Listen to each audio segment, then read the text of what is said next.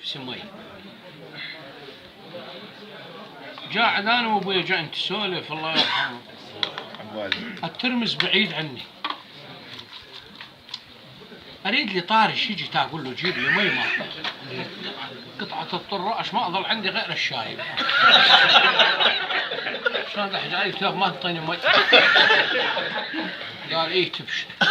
تبشر. انا اسميهم الكريدي بيتهم. لان انا عازل على اساس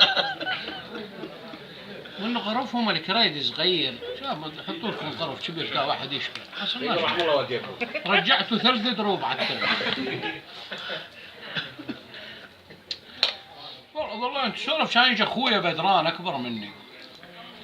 ابويا قال له بدران اسمع الشات له هلك عليش. بدران شات الحرم. قال له اريد اتجوز وهي دازه خبر على مشيت عليهم انا ما اوافق. اشتريت. قالوا شو تسوي بالجيزه يا ابني؟ هذا الزواج يعني الثاني مشاكل. قال له يا ابا شلون ما انا شنو مشاكل؟ انا ما عندي غير وليد واحد. وليد تجوز اخلف ولد. قال شو تسوي بالولد اول؟ قال له شلون يا ابوي؟ الولد دنقه ترتكي عليه فيت وبعد بذروته. قال له هي دنقه هي في انا عمري 80 سنه قال عجي يسخر بيته.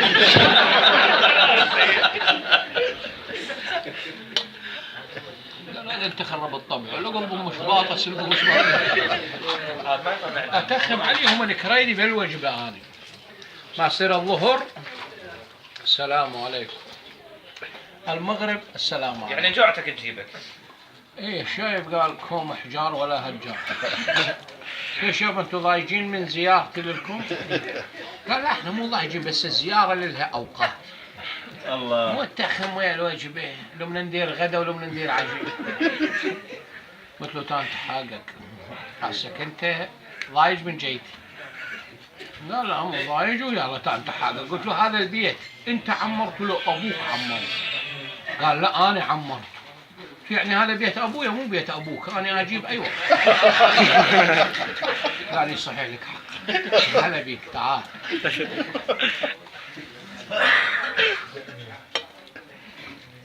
طبيت الشايب يستلم تقاعد يمكن بال 2005 2006. عارف التقاعد صار زين الراتب صار 18 ولا هو قبل كان عنده تقاعد كل 3 اشهر يروح وانه ما يكفي كروت الاندقروز. صار راتبه ما ادري ايش قد معدي تحاشى الشايب عنده تقاعد مضر انت داشر لا راتب لا تقاعد لا. كان اجي من الشايب مشتري باميه. الباميه اول ما تنزل غاليه الكيلو ب7 ب8. شافت مشتري نص كيلو باميه من قدامه ثريد مال باميه سنون ما عنده هو ينقعوا له الخبز. هذا الشايب انا يا علاقتي قويه بيه اذا اسلم يجوز ما يرد للسلام واذا ما رد السلام ما يحق لي اكل. بدون سلام قعدت قباله ما شاء الله هذا الباميه طالعه ما شاء الله. كان جرنا الباميه بس صرخته. خلص الماعون ما ظل. قلت يابا انت اكل لا تبطل لا تدحج علي. هو ما ظلج. قال ليش وانت؟ قلت له انا اتبع السنه 3 للماء و3 للهواء و3 للطعام. قال لي اذا هذا 3 عجل هي شكتها مقروده. هي كبيره وتتسع للكثير. والله جو الولد وكان هم يثردوا لهم هم نادوني هم قمت اشلت وياهم. قال دحج القواد حط بثلث الهواء.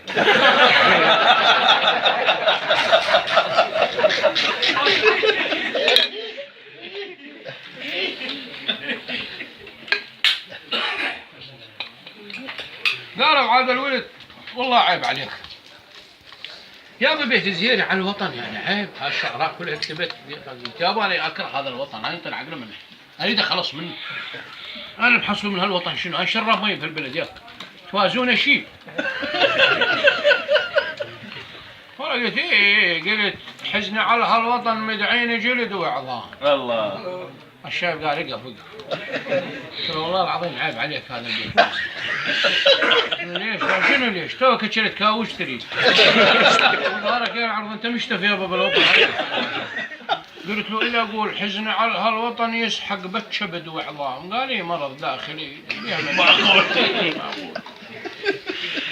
التزوج اللي قلت يقول له تزوج الولد في إيه هو إيه. عاد شايبنا سولفه. ايه شايبنا قال لك واحد هم عبر ال40 وما متزوج، يقول ابو دكتور فاروق يا رجل يا ولد قشمر يا ولد تجوز يا ولد يصير لك ولد يا ولد في تقعد بذروته هذا البخت يا ولد شيبت انت. في اهم شيء الفي. ابو غزه يقول ابو تميم يقول يا رجل شلون يقوم يتجوز؟ تعرف هذا عمره فوق ال40 وصار له وليد، شائل النهار كله يحبب على العطش ودللوا لا يخليه يقعد لا يخليه شيء كذا، الله صار عمره 15 سنة العجي لا يعرف يشتغل لا يعرف كل شيء ما يسمع. جا الشايب من الفلاحة والعجي جبنا تخامة، قالوا ولا مقصوف العمر ولا كان عاونتني ولا انا كنت تسجى ولا غير تجي وش يصير منك تلقاه والله وشي الفسل واسل ذا الشايب هي النظام. ثاني يوم راح على قهوة قعد بالقهوة هم لقى ابو تميم ولقى ابو غزه ولقى دكتور فاروق. سلامات شنو اضربه؟ قال الفي وقع عليه. والله تايجي كيف